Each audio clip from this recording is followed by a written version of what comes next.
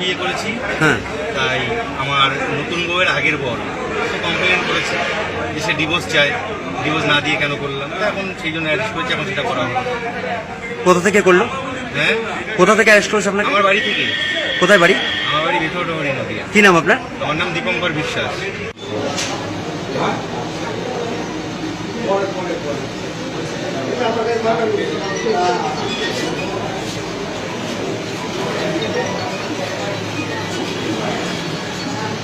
Police কেন arrest করলো দীপঙ্করকে?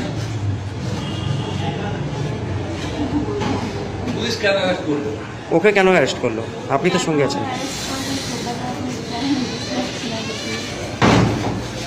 কথা হচ্ছে আমরা তিনজন একসঙ্গে থাকতে চাই, এটা হয়তো আমার দুজন বলতে কারা কারা?